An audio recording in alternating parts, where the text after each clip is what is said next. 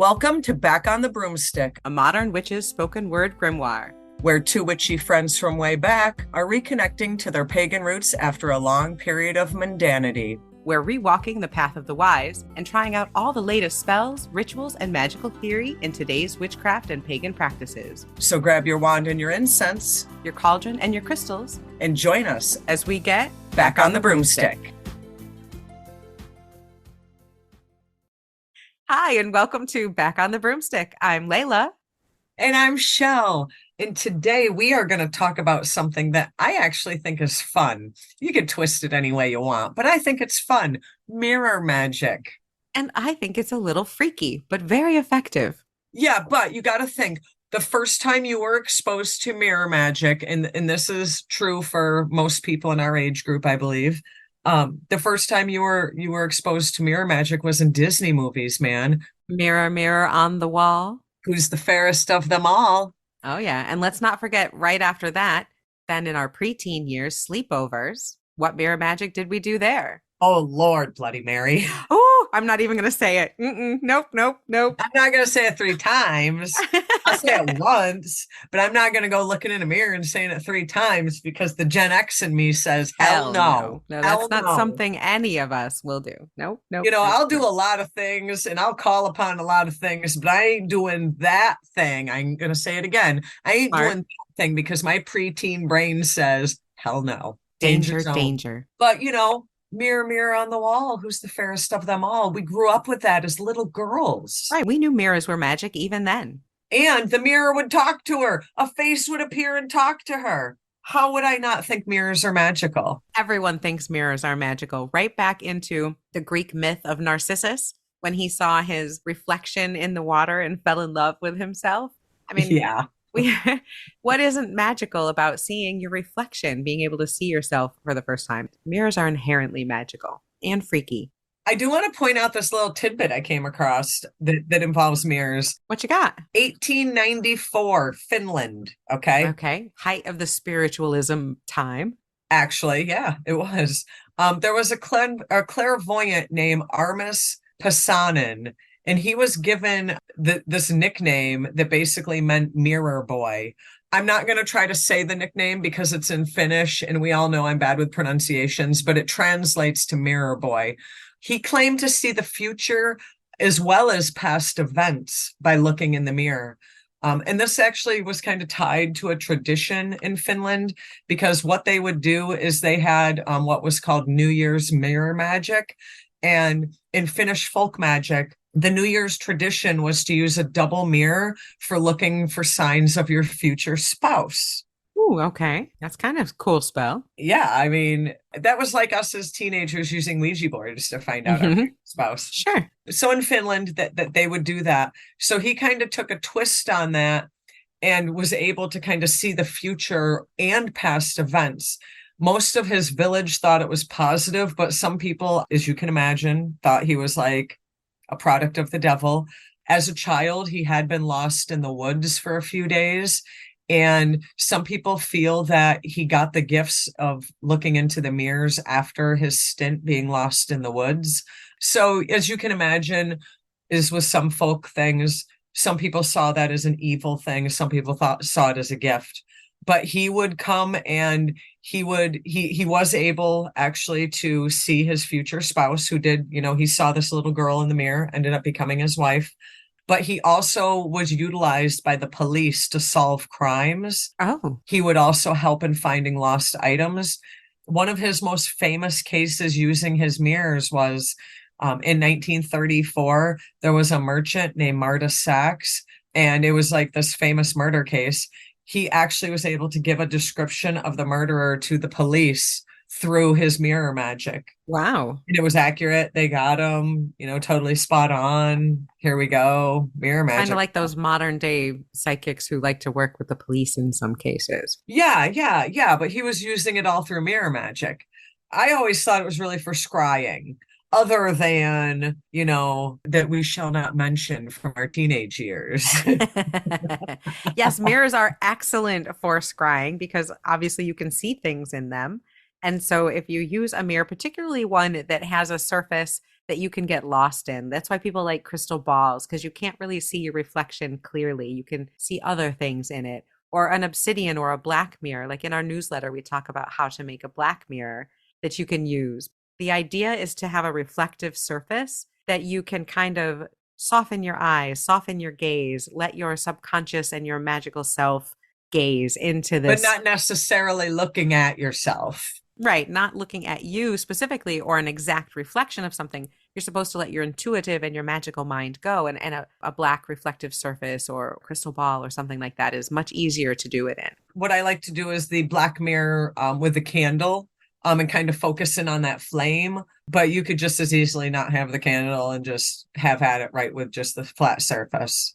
I do remember one ritual at the land where our local pagan community would gather.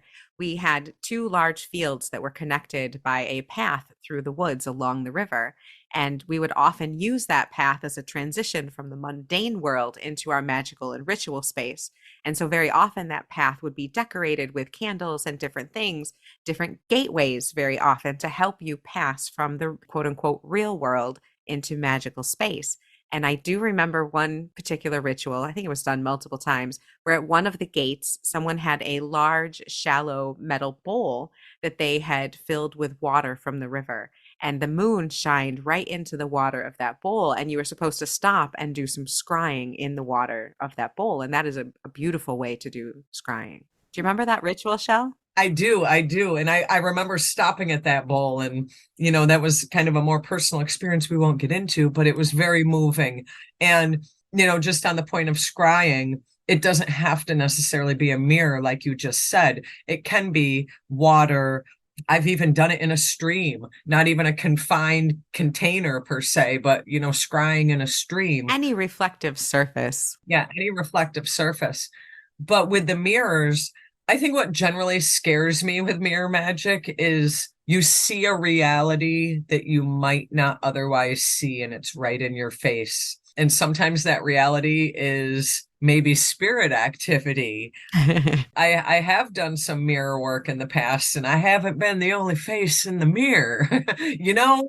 Yes, and I think that's where the mysticism and the magic comes from mirrors and why they freak me right the fuck out, because there is a reflection there that sometimes isn't always this reality. Sometimes Right. it's reflecting the spirit world, sometimes it's reflecting the future. I think everybody is a little tripped out by mirrors at some point because they are such a strange view into the world. Sometimes they feel more like doorways than reflective surfaces. We've been touching on ancestor work here and there, and have recently done Tis an the episode season. on it. 'Tis the season. But I've actually done some really good ancestor work with mirrors because people show up and you just have a conversation. But yeah, when you're not the only one in the mirror, yeah. Probably one of my most intense ancestor meditations came when I was doing a ritual using mirrors, and I had one regular mirror up to reflect myself and to use as a portal, which was probably the first dumb idea. And then I had a then I had a black mirror set up. You know how you can put two mirrors together so they Right, reflect each other and make a right, chain right. going back? I used that black mirror to then reflect myself back into history to reach back to touch ancestors. You created a portal and a portal and a portal and a portal. Thankfully, it was a very good controlled portal. It was an excellent spell. It was very, very powerful and very moving. But I mean, take two mirrors and have them reflect each other and you'll feel something. When you look in that, you're gonna feel creeped out, you're gonna feel magic, you're gonna feel those portals, feel those doorways. And, I think with mirrors, there's also a way, you kind of can do your own internal work. The buzzword now is shadow work, but your own internal work, whether that be shadow or light work. Buzzword or not, it's good to do. Right, right. It's almost like you're talking to your own soul. You're having a conversation with your soul as opposed to, I don't know, talking in your head is one thing, but when you're looking yourself in the mirror and having that conversation, it's almost like you feel accountable. Yes. And do you remember the old SNL skits with Jack Handy? Yeah, yeah. I'm awesome. I'm beautiful. And gosh darn it, people like me. I mean, Right. there was a whole movement at one time to talk to yourself in the mirror. That can be as corny as those skits are. That can be Mirror very magic. powerful. It's mirror magic. Yeah. But there's also, there can also be that that divination side with scrying and such. I love a good divination tool. I truly do.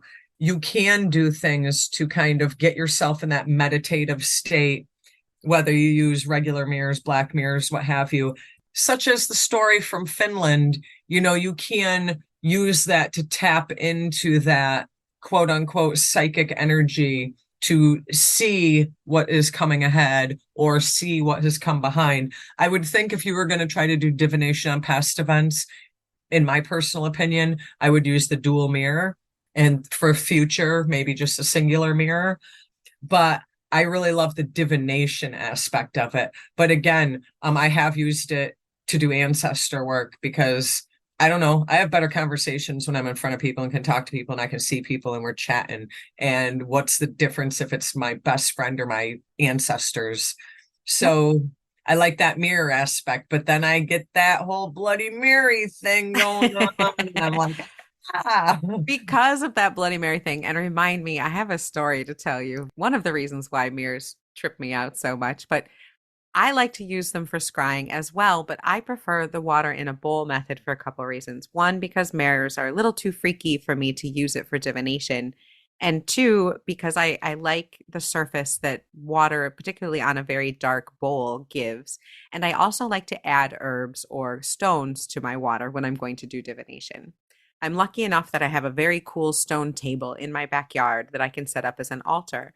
And so on a new moon or a dark moon, particularly, or a full moon, depending on your intention, pick a phase of the moon. You feeling the vibe, go out. Banana moon, man. There you go. Take your bowl of water. I like a very shallow dish with a dark bottom, and I put some moon water in it, matching the phase, opposite the phase. Again, depends on your intention and the witch. And then I'll put in some rosemary, I love me some rosemary, but for clarity and to help for protection, and some bay and some maybe some blue lotus to help your divination, to focus your intent. You can use whatever herbs you like, maybe throw a crystal in there. And because the bottom is dark and it's water, you won't see them. It's not going to disturb the surface so much, and you can still use it for scrying. So I kind of like that type of surface, and because I can add things to it, and because it's different than a mirror. I also think there's an aspect of glamour magic that can be done in mirrors. Oh, absolutely. We do it every day when we put our makeup on. We're all Right. talking hopefully we're doing good self-talk while we're doing it, which is a type of spell. So if you're doing your makeup, don't be talking negative about yourself. You should be hyping yourself up, because that's a type of glamour magic right there. And by the time you're done, the last look in that mirror, you just be like, damn, you look good. There you go. Perfect. Love that spell. One of my favorites. But I mean, there's just I think they're universal because you can use them for divination, you can use them for spirit work, you can use them for spell work. The other thing that I'm a fan of, and I actually need to do this and have been remiss on this lately, is I need to do some magic protection work with my Yes. mirrors. So there's a protection and a binding aspect of mirror work that I want to touch on too. When we were kids, I'm rubber, you're glue. Whatever you throw at me bounces off me and sticks on you. That is like mirror magic in a nutshell, okay? The reflection spell. Right. I'm not saying I want anything good or bad to happen to you either way. All I'm saying is whatever you're putting out to me, I would love for you to get back threefold. And if that is good love and light, then great. And then if you're throwing me some shit and you get it back three times, you're bad. That has always been one of my favorite go-to spells. May you get what you deserve. Basically, whatever you're putting out in the world, particularly in my direction, you're going to get it back at least threefold. Have the day that karma meant you to have. That's ooh, ouch. That could That's be not ouchy me. for some people. No, that could Have, be have very the good. have the day that karma meant you to have. That's got nothing to do with me and my wishes. That's got to do with you and your karma. And the same thing with the mirror spell. If you want to protect yourself, one of the very positive ways is to throw up a ward, is to put a ward around yourself. And why not put a mirrored ward around it so that, like Chelle said, everything that people are sending at you gets bounced right back to them, good or bad or indifferent.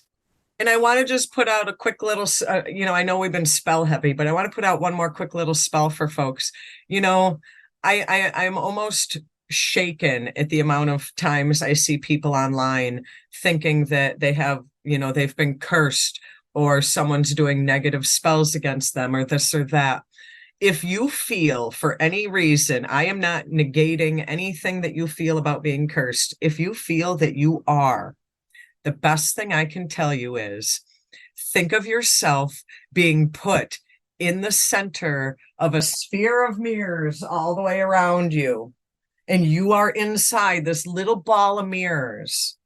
Anything being sent to you is just getting reflected back to sender, return to sender, address unknown. And if that's positive, then great. If people are sending you positive love and energy, then that's what they're going to get back. But if people are sending you shit, they're going to get shit back.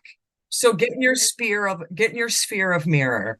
And if you want to protect yourself using mirrors and maybe know that there's a few darker things being sent at you and you want to be a little bit more maybe forceful with your spell, you can do a witch bottle or a witch jar that we've talked about before. And instead of putting glass in there, you can put broken shards of mirror. Because Yep. again, that reflection and refraction will bounce the energy back around over and over and over in that jar and keep it trapped there. So your tag lock that you put in that jar will direct the energy there instead of to you. And then the mirrors will keep it trapped there. But as a little PSA, please don't be a jerk and put your spell bottle in some inappropriate place that's going to kill the earth. We Yes. appreciate it. Thank you. Dispose of your spells properly. I'm going back to that Mountain Dew bottle story you told, and it Oh makes my me goodness. mad. Yeah. I mean, I just find that mirrors are a super universal usage thing, right down from your own personal magic to lift yourself up, right down to return to sender magic. Just like with anything, mirror magic, it is exactly what it says it is. It can reflect good, it can reflect bad. You can use a mirror to flash an SOS. You can use a mirror to reflect the light and start a fire. Just like you can do that in the physical world, you can do something similar in the magical world. You can use that mirror to call to your ancestors, send that SOS out to your ancestors. You can use the mirror to light the fire of love. You can use the mirror to burn down past things that no longer serve you. So, whatever you can use it for in the real world, you have a spell equivalent. Even to, at one time, we protected Chelle's whole entire apartment by creating a mirror image of it, much like a tag lock does in a spell jar. We created a mirror image of it to direct the bad energy there and then mirrored all that bad energy back to the person.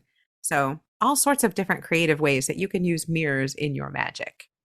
But definitely divination is something that I want to do more of. I want to do more mirror divination work. I think that might be my next venture. So, I think they can also be portals to, I don't know what. I actually agree with that. To what? I'm not sure. And they always freak me out. I am a grown ass adult. And to this day, a mirror in a darkened room gives me the heebie jeebies. I feel the same way about mirrors that are against each other because I feel like that is creating that endless portal when they're mirrored against each other. Yes, I think that as well. Mirrors that reflect each other, definitely very trippy. When I was a kid in my elementary school, everybody had those bathrooms, right? The big bathrooms with all the stalls and the big, huge mirror behind the sinks, right? Yep, yep. One of the many bathrooms in my school was haunted, had bad energy, something. But every time I went into that one bathroom that was identical in every other way to all the other bathrooms, bad vibes. Hated that bathroom. And it was the mirror in particular that freaked me out. The hallway you came into in the bathroom, you couldn't see down the hallway in the mirror, but you could see the opening of it. And I just knew that there was something there. Well, one day I was in this bathroom. I come out of the stall and I'm trying not to look at the mirror. And I go over to the sink and I wash my hands and I look up, but my face isn't in the mirror. I just see the sink and then the stall reflected behind me. And I look over to that hallway and I see myself walk into the bathroom and then walk into a stall. What? For a second, I was like in shock. And then I heard the water running in the sink and I looked down and looked up again and my reflection was back in the mirror. Never happened again, but it freaks me out to this day. And I hated that bathroom. Hated that bathroom. I would have never peed at school ever, ever, ever again. Never again. I would have held it till I got home, all through I 12th grade. I tried even harder after that to not have to go into that particular bathroom. But mirrors to me are freaky, and I'm pretty sure they're portals. I do think that I think they can be made into portals. I don't know if I think that they're naturally portals. I think they can Okay, be I agree made with into that. portals. Absolutely. When I go to my Aunt Susie's house, I don't think her mirror is a portal. But could I make a mirror a portal? Yeah, I do. I do think that. Yeah. Yeah, any mirrors you get, if you get an old mirror, if you move into a house with mirrors, it's always a good idea to cleanse them, to clear them. You can do that in all sorts of different ways. And whenever you're doing protection magic and you're kind of cleansing and protecting your home area, people always say, sage your doorways, sage your windows. People, sage your Or mirrors. mirrors. I mean, like that is almost as important as a doorway. Like that is a doorway. It It is literally a is a doorway. doorway. Yes. I know there's a lot of cultures that after someone passes, they cover all the windows and mirrors in the Yep. house Yep. because it's a doorway. It's a reflection. It's a They're closing reflective that surface. gate. Yeah, they're closing that gate Yep. because yeah, it is a gate. It is a gateway. Just as I do ancestor work. Well, yeah, like that's exactly yeah. And now this time of year when the veil is thin, this is when I think that I generally do the most ancestor work with mirrors because it is so easy because it is a portal. They definitely trip me out, but they can be very, very powerful tools in your magical toolkit, whether for divination, whether for spell work, whether for ritual. I mean, when we were talking to the guys, our old coven mates, John and Kevin, we talked about old Beltane rituals. And I gave up the secret that at one point, digging the hole for the maypole to go in, at the bottom of it, we put a mirror, and every woman would then peer down that deep hole and look at herself in the mirror. And that was freaking powerful. So powerful. So sometimes mirrors can be beautiful. I know that our listeners can't see this right now, and I'll definitely get a picture of this up on Instagram. But I have this mirror that I've had, oh geez, I want to say it might have been my grandma's. Like it's got that like weird pearly crap on it. Kind of like not a pocket mirror per se, but like a pocket Like a compact, like a large compact. But the way this particular one like kind of folds into itself, it folds into itself to be a double mirror, to reflect within itself. Oh, that's pretty. And I have used this thing for so many different things, but this is the one that I like to use for ancestor work because it belonged to one of my deceased grandparents. So, it doesn't have to be some $200 mirror that you found on some magical website. It could be your grandma's old compact. And it's like nothing fancy, but yet I don't think I would want to do any ancestor chatting in any mirror other than this one. You know what I mean? That's a beautiful sentiment. I love that. And on your point of it doesn't have to be fancy, you can go get 2 cheap dollar store mirrors. Oh, yeah. Write your spell on your bay leaf, your parchment, or whatever, and then put it between those mirrors facing each other to amplify that energy. Right. It doesn't have to be fancy. It can be super cheap. And then if you do that and you have a different mirror that you want to reflect, you can always do the return to sender with the close. Tell me you did a return to sender with that mirror. I did do a return to sender with that mirror. Oh, good. Just a PSA, everyone. If you're ever given a mirror as a gift, clean that shit before you use it. Absolutely. But I definitely think that if you haven't delved into the world of mirror magic, it's worth you taking a look-see because there's a lot of great things that can come of it, but you need to have a little bit of stones in you because there's also a little bit of freaky deaky with it too. Yeah, I agree. I am freaked out. I tend to not do mirror magic very often. When I do it, it's very powerful and it's great, but it's definitely not something I do on the daily because it just freaks me out. Yeah, I'm a little freaked out about your school bathroom story. I'm not gonna lie. But I feel like for me, mirror magic is a good go-to for ancestor work. channels to the past. For whatever reason, mirrors do seem to be excellent channels to the past and to the future for divination. They just kind of seem to tap into that for a lot of people. You're looking at that reflection of the past, which is pretty much exactly what ancestor work is. And some people think that capturing your reflection captures your soul or can capture part of your essence. So every time you go past a mirror, if that's part of your belief, that glass, that mirror is holding part of your essence. So that mirror that was your grandmother's has a little bit of her soul in it. Well, and and I think that's what goes along with some of the traditions that of covering mirrors after a death, because what they're really doing is they're like kind of closing that door. They're letting them pass on without having them reflect back into the present. It's a letting go period. It's kind of the closing of the door by shutting access off to that mirror, to that portal. Yep. And making sure that that spirit doesn't stick around in any of those surfaces, that they go where they're meant to go. Right, that they move on. Yeah. Absolutely. Definitely a freaky time of year for some mirror magic, that's for sure. So, guys, don't forget, we are still taking entries for our book giveaway, and Layla will not let me enter. So you need to do it. So go to our website, backonthebroomstick.com, fill out the form to enter to get either. Layla, what are their choices here again? Their choices are an autographed hard copy of Jamie Della's new book, A Box of Magic, or a copy of her audiobook read by Jamie Della herself. That is like a super hard choice because I love listening to her talk. I don't even know what I would pick. I don't even know. It's a tough one. But I guess I don't get the opportunity because you wouldn't let me enter. No, I had to reject another. It doesn't matter if you change your email address, Chelle. I know what your name is. Damn it. I know. Damn it. Now, you have until, what was it, Layla? 10/26, October 26. Make sure you go and enter. Are we letting them enter more than once? Just once. Just once per person. All right. And none at all if your name is Chelle. Damn it. Now, you got to stay tuned because we are going to announce the winner on our Samhain episode, which is going to air when, Layla? October 27th. So you best be listening because that's when you're going to know if you won over me. Because I am going to enter again, by the way. I'm still going to throw it away. Damn it. So keep entering. Maybe her email will get lost in all of your entries. I'm sure that's what she's hoping for. So send in your entries. It's right on the front page, backonthebroomstick.com. Thank you all so much for everyone who's already entered, and may the universe conspire in your favor. Hey, check out our newsletter. Sign up for our newsletter because we got a couple little mirror magic things on there. I got a nice little story about how to make your own black mirror, and I like it. I think be cautious with mirror magic because it can freak you out, but I think everybody should dabble at least once in mirror magic. I do too.